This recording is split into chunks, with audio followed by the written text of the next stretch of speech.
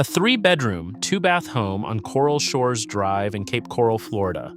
Sold in June 2022 for $481,000. The Zillow listing used language you could practically hear sweating with excitement. Florida's hottest market, it read, won't last. And the buyer believed it. They wired the money and signed the papers. They probably celebrated on the lanai that evening, convinced they'd locked in the deal of a lifetime. They were wrong by $140,000. That same home is listed today at $339,000. It's been sitting for over 200 days, 3 price cuts, 0 offers. The listing photos show fresh paint, a pressure-washed driveway, a pool. None of it matters. Nobody's calling. Here's what makes this more than one family's bad bet.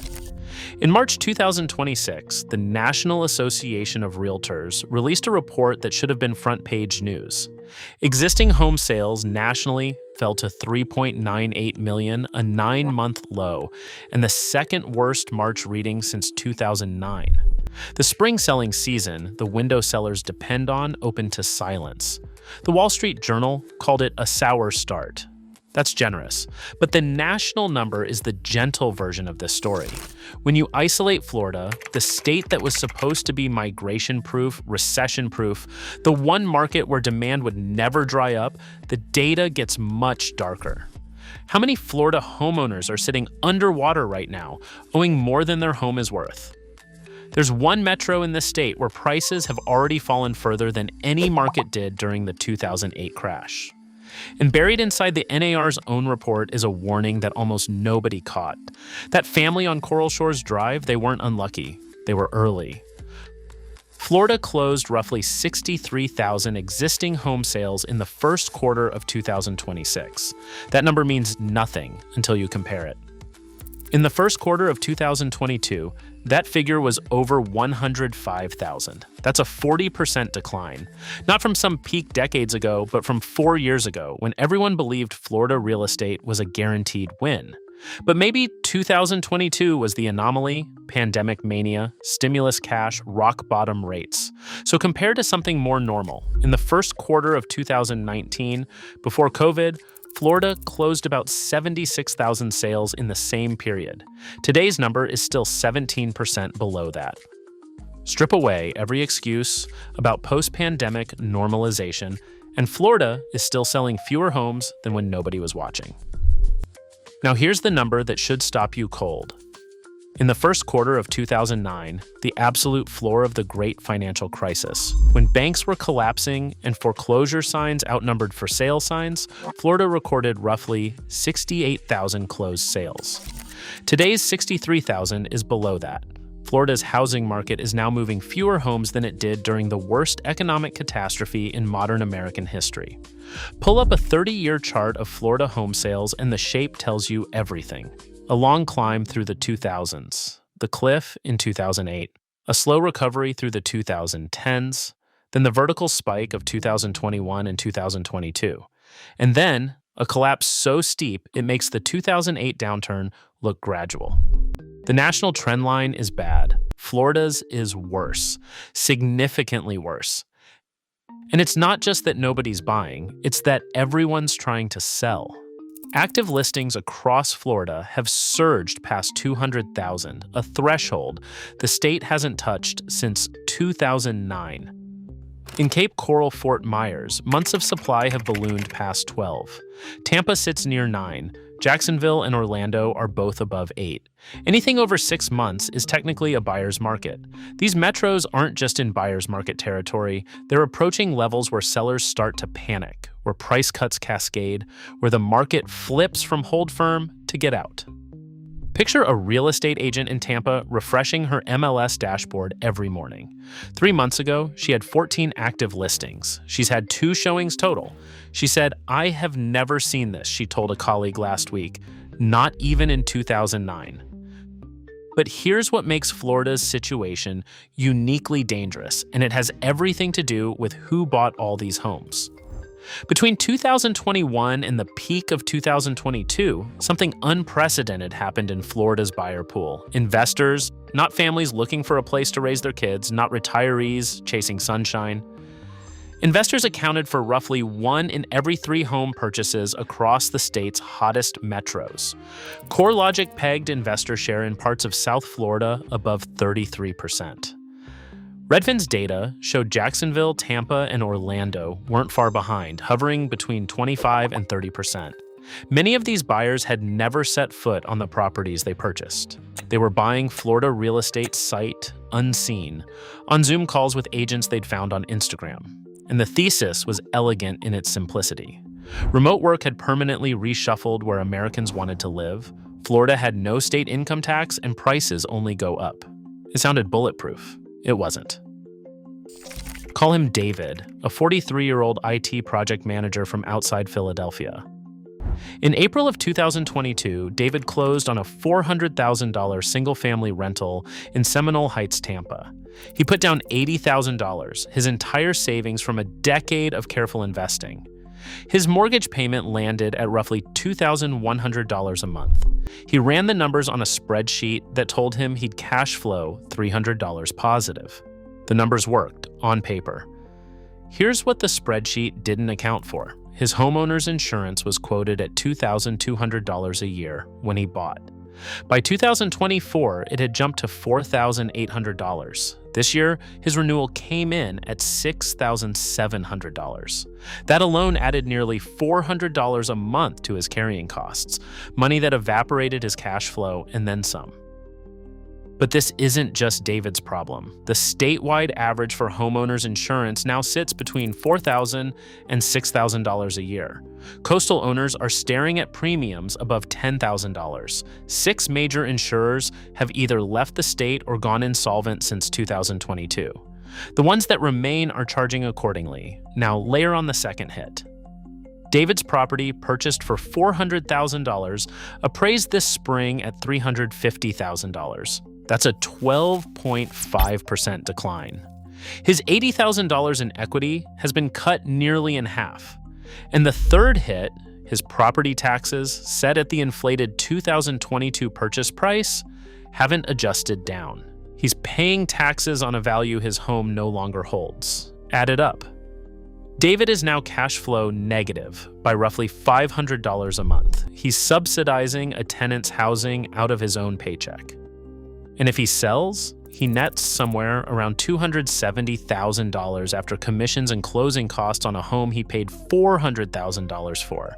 That's a $130,000 lesson. David isn't a reckless person. He did what every real estate influencer and podcast told him to do. He leveraged into a high-growth Sun Belt market. He ran the numbers. The numbers lied because the numbers didn't include an insurance market in free fall. Here's the dark arithmetic that should concern everyone. When an investor is bleeding $500 a month with no equity cushion and no exit that doesn't involve a massive loss, they eventually do the only rational thing left. They list the property, they cut the price, they cut it again. They become what the industry calls a motivated seller. Less politely, a forced seller. Multiply David by tens of thousands of investors across Tampa, Cape Coral, Jacksonville, and Orlando, and you're looking at a wave of distressed inventory that hasn't even fully hit the market yet. But investors can absorb a loss. It's painful, but David still has his job in Philadelphia and a roof over his head. He'll recover. The people who can't absorb this, the ones who didn't buy Florida as an investment but as a home, who moved their families there believing they were building a future, that's where this story gets genuinely hard to tell. Consider the Nguyen's. Thai and Marcus sold their 3-bedroom townhouse outside Arlington, Virginia in March 2022 for $510,000. After paying off their mortgage and closing costs, they walked away with roughly $200,000 in equity, the most money they'd ever had at one time. The two was a dental hygienist. Marcus managed a warehouse for a logistics company. Combined household income about $71,000. They'd been priced out of Northern Virginia for years, watching their rent climb and homeownership drift further away. Florida was supposed to fix that. They bought a 4-bedroom in Kissimmee for $385,000, put down $160,000 to keep the mortgage manageable. New schools for the kids, a backyard with actual grass. They found work within a month. Marcus took a distribution center job that paid $4 less an hour than his Virginia position, but they'd budgeted for that. "We finally own something," Thai told her mother on the phone that first week. Then came the HOA special assessment, $22,000 for repairs mandated after the Surfside tragedy tightened inspection rules statewide. Then the insurance bill, which doubled. Then the realization that their home, purchased for $385,000, was now worth maybe $320,000. Their remaining equity, the money that represented a decade of sacrifice in Virginia, had shrunk to almost nothing. Here's the number that explains everything about why families like the Nguyen's are stuck and why no one is coming to buy their home if they try to leave. Florida's median household income sits at approximately $67,000. The median home price, even after months of decline, still hovers near $380,000. That's a price-to-income ratio of 5.7 to 1. Historically, a healthy market operates between 3 and 4 times income. At 5.7, you're not looking at a market that's a little expensive. You're looking at a mathematical wall. People aren't refusing to buy out of stubbornness. They're not waiting for some perfect moment. They literally cannot make the numbers work. A buyer earning the state median income, putting down 10% at today's mortgage rates, would spend over 45% of their gross pay on housing alone. One comment from a viewer put it perfectly: "I just want a 1 to 2 bedroom starter home to not be $300,000. Another wrote something sharper, something that stung. "Every home for sale in Florida is a seller trying to sell their mistake to someone else. That's the trap." Sellers can't drop prices far enough to attract buyers without destroying themselves financially. Buyers can't stretch far enough to meet sellers without bankrupting their futures. Both sides are victims of the same inflated market, trapped on opposite sides of the same gap. So if buyers can't afford these prices and sellers can't afford to drop them, something has to break. And the data suggests it already is, in ways most people haven't noticed yet. If you own a Florida home or you're about to buy one, stay with me, this next part is for you. Pull up the inventory data for capecoral Fort Myers and sit with it for a moment. In January of 2008, not the bottom of the crash, but the point where most economists agree the real estate market had clearly turned, that Metro had roughly 11 months of housing supply. 11 months. It was a number that signaled deep trouble ahead. Today, that same Metro is sitting at over 13 months of supply. It has already surpassed its 2008 equivalent. Not approaching it, not flirting with it, past it. And Cape Coral isn't alone. Northportsarasota, a corridor of aging condo towers and pandemic-era subdivisions, has crossed 11 months of supply, with special assessment fears accelerating the exodus from older buildings. Owners who bought condos expecting a peaceful retirement are getting letters demanding $15,000 to $30,000 for repairs mandated after Surfside. Many of them simply can't pay, so they list, and those listings join a market already drowning in options. Tampa, the metro that every relocation blog called America's hottest city in 2021, now has price cuts on more than 40% of its active listings. 40%. That's not a market adjusting, that's a market begging. Jacksonville tells a different version. There, it's not just resale homes flooding the market, it's new construction. Builders who broke ground during the frenzy are now completing homes into a market that doesn't want them. They're offering $30,000 to $50,000 in concessions, rate buydowns, closing cost coverage, free upgrades, undercutting every existing seller nearby. If you're selling a 2019 built home for $350,000 and a builder down the street offers a brand new one for $320,000 with a bought down rate, you don't have a chance. Here's what makes this comparison to 2008 so critical and so frightening. The last Florida crash took 4 to 5 years to fully play out. Prices didn't hit bottom until 2011. Some metros, Cape Coral among them, fell 50 to 60% from peak to trough. We're 2.5 years into this decline, and the steepest drops so far are 12 to 15%. If the pattern rhymes, and the supply data suggests it's not just rhyming but quoting directly, we may only be in the early innings. This is why I built the Florida Buy and Avoid list for 2026, 40 Florida towns, 20 to buy, 20 to avoid. The link's in the description, but stay here because the 3 myths propping this market up are the part nobody is talking about. Now, at this point, you might be thinking, okay, but won't lower mortgage rates save the market? Won't people keep moving to Florida? That's exactly the narrative the real estate industry is banking on. Let's stress test it. 3 myths prop up the belief that Florida's market will correct itself without real pain. 3 stories the industry keeps telling, and each one collapses the moment you hold it against actual data. Myth number 1, mortgage rates will drop and unlock demand. You hear this constantly. When rates come down, buyers will flood back in. It sounds logical. It isn't. Right now, the 30-year fixed mortgage sits between 6.5 and 7%. Imagine rates fall to 6%, a half-point drop that would require significant economic weakening. On Florida's median home price of $380,000 with 10% down, that rate reduction saves a buyer roughly $190 a month. That's it. The monthly payment goes from approximately $2,300 to about $2,100. For a household earning $67,000, the state median, that still consumes over 37% of gross income. That's still unaffordable by every conventional lending standard. The rate would need to fall below 4.5% to restore the payment to income ratio that existed in 2019. And nobody, not the Fed, not Wall Street, not the most optimistic forecaster, is projecting 4.5% rates anytime soon. One viewer comment cut through the noise better than any economist could. They wrote, "It's not about the interest rate. In the 80s, rates were 10 to 12%, and people bought houses because prices were in line with wages."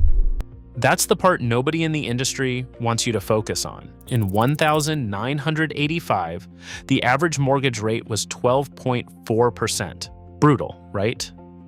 But the median home price nationally was roughly $82,000, about 3.2 times the median household income. Today, that ratio in Florida is 5.7.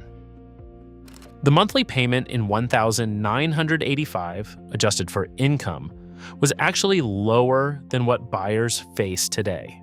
It was always about the price, always. Myth number 2, everyone wants to move to Florida. They did. Past tense.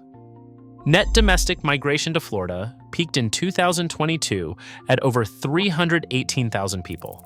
By 2024, that number had fallen below 200,000. Return to office mandates pulled remote workers back to their origin cities, and the cost of living advantage that drew people south, it's evaporating. When your insurance costs $7,000, your HOA just hit you with a special assessment, and your property taxes reflect a valuation from the mania. Florida isn't cheap anymore. It's just hot. Myth number 3, sellers don't have to sell. The lock-in effect, homeowners clinging to their 3% mortgages, refusing to list. It's real. But life doesn't care about your interest rate. Divorce happens, job loss happens, death, illness, relocation, these aren't optional. And for the tens of thousands of investors like David, bleeding $500 a month with no equity cushion, every month of holding is another month of compounding loss. The forced seller pipeline isn't theoretical, it's growing. It's why the NAR called this spring sour. None of the rescue narratives are materializing. So if the rescue isn't coming, where does this end? Let's go back to that capecoral house we started with, because its story isn't over yet. That home on Coral Shores Drive listed at $339,000 with no offers after 200 days. The seller has 2 choices. Cut the price again, deeper this time, deep enough to actually find a buyer, or wait and bleed. Carrying costs, insurance, taxes, the slow erosion of equity month after month while the market continues to soften around them. And that family on Coral Shores Drive, their story is playing out differently by zip code. Some Florida zips have already fallen 20% from their 2022 peak. Others, just a few miles away, are still flat. So tell me in the comments, what state are you in, and what is your home worth now versus what you paid? And if you live in Florida, drop your town below. And if you believe the housing numbers most people are shown have been quietly polished to keep the market calm, hit subscribe. Because next I break down the one Florida metro where prices have already fallen further than they did in the entire 2008 crash. This story is not close to over.